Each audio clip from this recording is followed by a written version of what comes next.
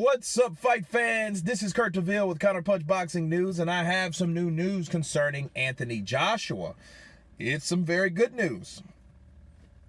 Anthony Joshua has got a letter from the IBF that says they are flexible over the mandatory time frame for the Kubrat Pulev fight, okay? A potential date in November is being considered by Joshua's promoter, Eddie Hearn, Royal Albert Hall among suggested venues, according to Bob Arum. Okay, Anthony Joshua will not have a firm date imposed by the IBF for his mandatory defense against Kubrat Pulev as talks continue over a venue of the fight.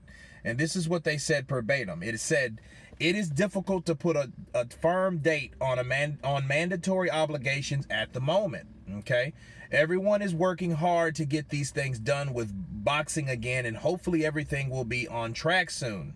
Joshua Pulev was originally scheduled for June at the Tottenham Hotspur Stadium in London at first fight on British soil in 2 years for the IBF, the WBA, and the WBO champion. Staging the fight behind closed doors have been ruled out, and a smaller venue in the UK with a potential date in November is now being considered by Eddie Hearn. I think that that's a good idea from the IBF, and I'm actually surprised because normally the IBF is the most strict. Okay, they tolerate less things than anything. They will strip you on the drop of a dime.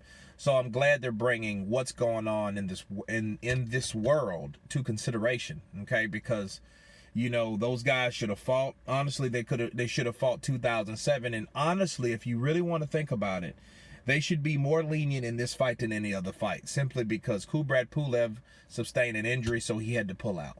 Okay, and then of course that's when Anthony Joshua fought Carlos Takam. So I think it's a situation where they pretty much know that Anthony Joshua is not being insubordinate.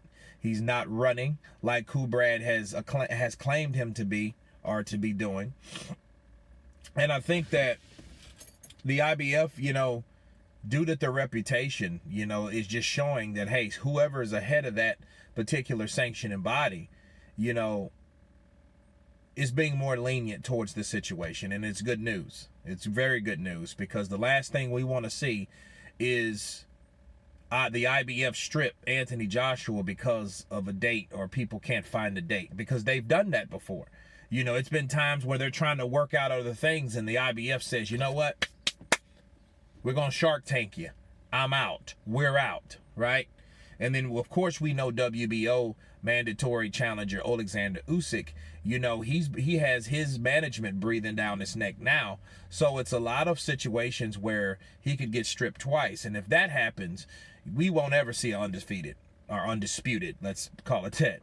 We will never hear or see an undisputed fight unless those guys all get beat by one guy, you know, back to back to back. That's the only way, right? Because the way heavyweight boxing and just boxing in general, people lose. Joshua lost those belts last year, so that should tell you something. These belts are not set in stone. You got to keep defending them to stay where you're at, okay? So it's a good thing, again, that the IBF is lenient on the date, because they're pretty much sure that Anthony Joshua is going to fight Kubrat Pulev, okay? And they knew Joshua wasn't scared of Pulev anyway, and that was a go until their boy pulled out, okay? But anyway, I'm just dropping this new news to you guys. You guys tell me what you think about the IBF statements. Of course, please subscribe. And you guys been Counterpunch. Peace.